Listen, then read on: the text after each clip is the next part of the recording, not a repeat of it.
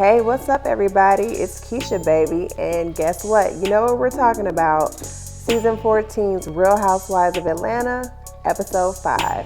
So you know what I like to say? If you got time for the tea, come holler at me. Hey, everybody. It's Keisha, baby. And if you got time for the tea, come holler at me. See you in a bit. All right, so let's dig into episode 5. The girls are still in New York and they're at dinner. Mark texts Kenya and Kenya gets visibly irritated because Mark's like, I gotta go to work. I need you to come pick up Brooklyn. I wonder if he does that shit on purpose because he know Kenya's filming. You know, we watching it on TV and she's at dinner, but in reality, she's working, she's filming. You know what I'm saying? So he wants her to go pick Kenya up and basically figure it out like she has to all the time. I don't know why Mark has so much animosity towards Kenya. Like, come on, that's the mother of your child, and you live in a completely different state. So really, what kind of help can you be? And I really want to know when was the last time he made an effort to see Brooklyn. But, you know, that's another story for another time. So the girls tell Kenya, like, to stop reaching out to Mark when it comes to Brooklyn. And Kenya's like, I can't do that because it's so important for a daughter to have a relationship with her dad. But I hope Kenya isn't forcing a relationship between Brooklyn and her dad. I don't know if you all remember, but in earlier episodes, it appeared like Kenya was trying to force a relationship with her mother. Her mother made it clear that she really didn't want to have anything to do with Kenya. I don't know why. And Kenya was kind of persistent to the fact her family got irritated with Kenya about that. And I hope she doesn't do the same thing to Brooklyn because we want to go and we want to teach our children to go where we're celebrated and not tolerated. Women or parents will want so desperately for their child to have a good relationship with the other parent that sometimes they subconsciously force their children or teach their children how to have toxic relationships.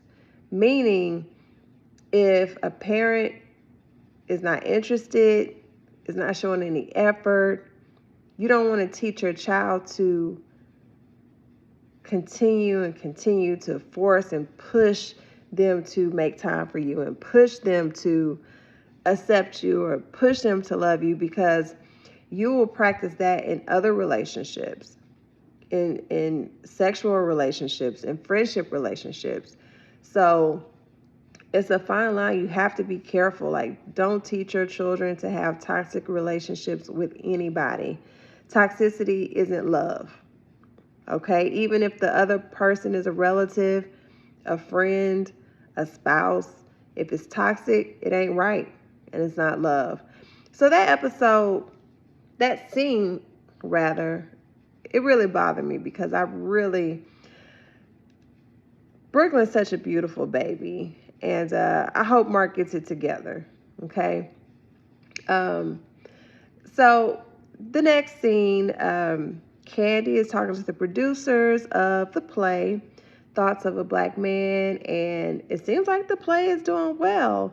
He let her know that the sales are rising, and she's getting a lot of support from Texas and Atlanta. So I'm from Texas. Shout out to Candy. She's always making money moves. That's one thing you don't ever have to worry about. She's making money moves. Kenya recaps when she went in, on Ralph. And she basically said that it's kind of like a trigger moment, when Ralph says certain things to Drew. And I remember in the last episode, she was like, when Ralph said what he said to Drew, if Mark would have said that to me, I would have flipped the table. Stop. That's straight cap, because we've seen Mark talk to you real crazy a lot, and you ain't do nothing. Not on camera. We didn't see it. So maybe this new Kenya, but not the old Kenya. So Sonya goes on to say that she doesn't like the fact that Drew isn't making her assistant take any responsibility for, allegedly starting the rumors that Ralph is, probably bisexual or on the down low or whatever he was hinting to. Um, Drew states that to this day she still hadn't seen receipts that her assistant said that, and that her and Ralph did in fact, confront the assistant, but the assistant, he denied it. Now, Drew said that she didn't see receipts. I watched the episode and it looked like it was receipts to me. It looked like they showed clips of Shereé showing the text messages. Drew be, I don't know if she just be lying or if she like not the brightest star in the sky, or it could be a combination of both. You never know. So then Sonya goes on to say that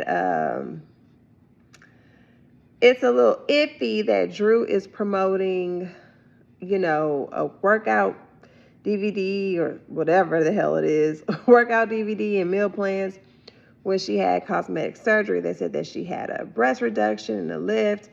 And, how can you promote a workout video when you've had surgery? Now, this is Sonya talking to Kenya. Didn't Kenya try to do like a workout video back when Phaedra and Apollo was trying to do a workout video?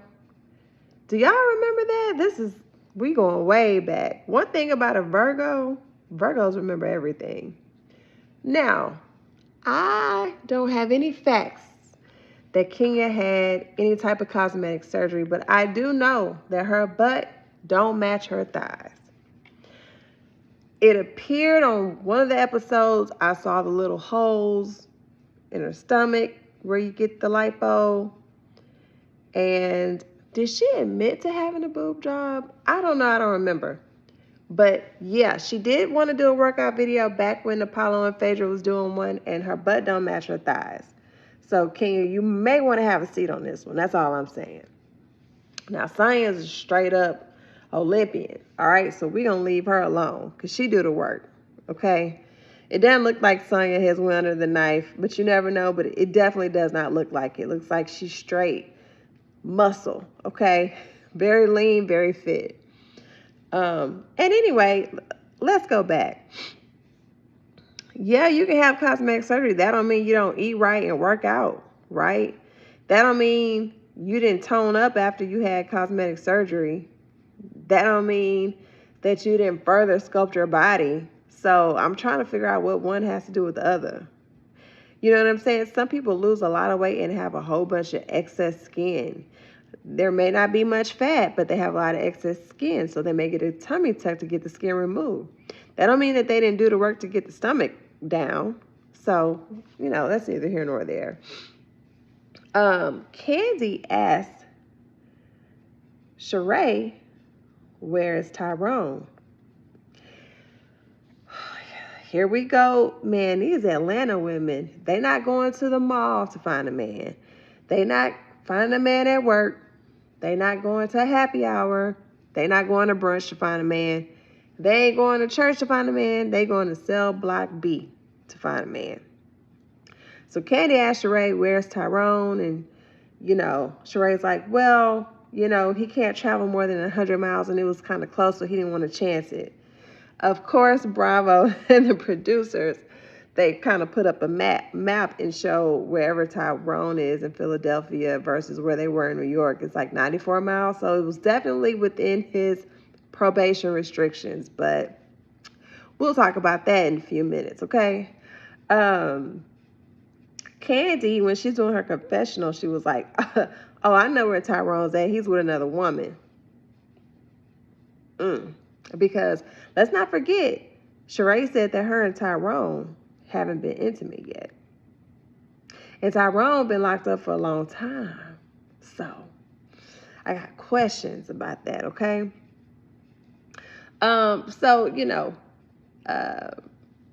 The girls are now talking to each other about who they dated that was famous. I did not know Marlo and Jazzy Faye had a little something going on. Never knew that.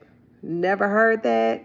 But it seems like it didn't go far because he was involved with somebody, and Marlo was like, I'm not about to be anybody's side piece. Candy lets us know that her and Gerald Levert had something going on, which I was completely shocked. I ain't hear nothing about that. Did y'all? Let me know in the comments because I never heard that. She said they even had a song with each other that wasn't released. Marlo said she used to date Gene Simmons, and I don't know who that is, but they did like a little, look like he a rock star or something, way older than her. Nobody knew who he was, but they was like, oh, older white man, that makes sense. That's Marlo's type. So Shereé reveals that she is supposed to be seeing Tyrone the next day in Philly. So she's like, you know what, he couldn't come here. I'm gonna go see him. The girls and the guys, they get on the bus, the Sprinter van, I should say. Some of them are wearing the vibrating panties that Candy gave out. I don't think Marlo wore it. Shereé was like, I'm not really doing this. Kenya was like, hell to the no. So they're just buzzing each other. When I tell you that Real Housewives of Atlanta is not what it used to be, it's not what it used to be. It's just probably time to just shut this one down. You know what I'm saying? Like I said, it's just kind of boring. Anyway, they go see Thoughts of a Colored Man, and Todd and the guys and, you know, Kenya, all of them are just saying how it's a very touching play. The guy said that they, you know, I guess it's based on 7 different characters, 7 different viewpoints of a black man. And the guys were saying that they can relate to everybody, to every, you know, viewpoint in the play. Seemed like it was very touching. So again, I would love the opportunity to see the play, just to see it for myself. So in the next scene, the girls are talking about Drew and Ralph and kind of shaming her business. And I don't like the fact that they did that, especially on national TV. But they're kind of going through and trying to see if they can sign up, not for real, but just to make sure everything works. And, you know, they just have a lot of questions. I'm not going to lie, some of the questions were legit, but they do this to each other all the time, and I hate it all the time when they just business shame each other on national TV. Like, let's not block anybody's funds. So let's see.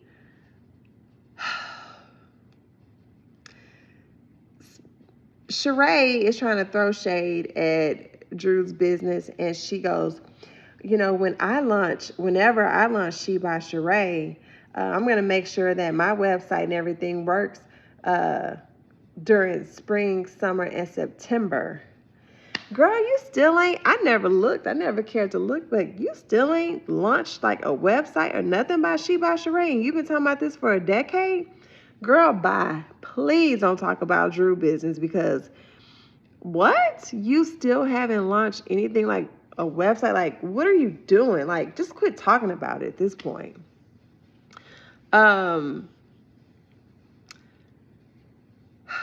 Sonya is having a conversation with Drew in front of the girls. They are just trying to give Sonya something to do. They trying to give her a little role, give her something to make her feel important. Sonya's not good for the show. I was kind of sitting back and watching because I'm like, oh, she knew, maybe it'll warm up. She's boring. She don't have any drama, which is not a bad thing. It seems like her and her husband have a good relationship. This is just not for her. Not saying anything about her personally, but this show is not for her. They have a cute family. Seems like her and her husband adore each other. Don't let all this drama and negativity get in your life. Go be a wife and go be a mom and do whatever business you want to do and enjoy your husband and your family, because this is not for you and you're very boring and they're trying to push you to have drama and it's very noticeable, and I'm fed up, okay?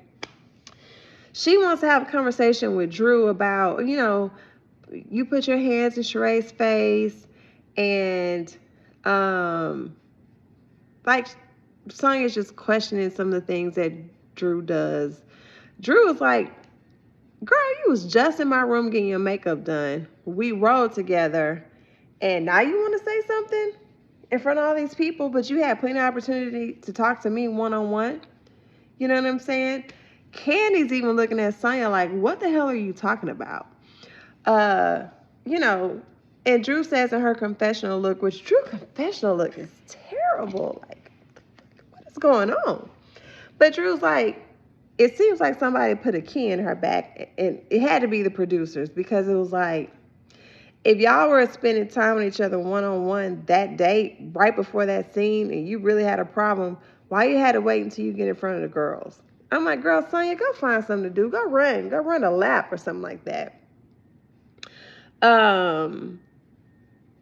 So also in Drew's confessional look, the producers, confessional scene, the producers asked Drew, how much does it cost to drop it with Drew? Like, if somebody wanted to sign up. Why Drew didn't know, Drew had to call somebody on the phone and ask, how you don't know how much your product is, and you the face of the product, and you and your husband created it? You know what I'm saying? How you don't know? How you can't answer that question? I'm like, Drew, that's why the girls be like going in on you and talking about you and questioning you, because you really don't have it together, okay? You really don't have it together. You are also another one that I really don't care if you come back to another season. You know what I'm saying? So anyway, next scene, Shereé calls Tyrone on the phone. We got to see Tyrone. So Shereé is all excited. She thinks she's going to see Tyrone the next day. She gets in the Sprinter van, drives to Philly, or she's driven to Philly, which is what, like 100 and, what did they say? Like 140, 130 miles away or something like that. She's all dolled up, baby. She has her fur on. She got her boots on. She's looking good. She gets driven to Philly. It's like a 2-hour drive. She goes to a restaurant. She's calling Tyrone while she's in the Sprinter van. She calls Tyrone when she's at the restaurant. She sits there for 2 hours waiting to hear from him, waiting for him to pop up, and producers come tell her, oh, well, his attorney called and he can't come. He couldn't come. After 2 hours, that girl was, first of all, it's really like 4 hours if you want to be straight up, because it was a 2-hour drive to get there. And she sat outside with a fur on the streets of Philadelphia for 2 hours waiting to hear from him. Shereé. When I was on that Sprinter van and I had made it, because people get busy. People have to, well, I'm here at a halfway house, ain't he? So he ain't got nothing to do. If I'm on a Sprinter van and I ain't hear from you really after 45 minutes and I'm driving, I'm probably going to hey, driver, turn me around, please. I'm not about to, ain't no way I'm going to continue and go all the way to Philadelphia and I ain't talked to you. Let alone, she texted him through WhatsApp. She did a regular text. She calling, trying to video chat.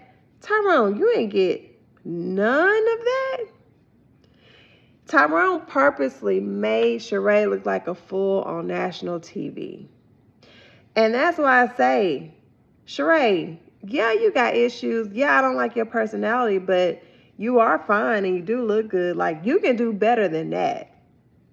So they end this episode with, you know, Shereé sitting on the side of the street at this small cafe in her fur coat, crying. You know, she's embarrassed, she's hurt.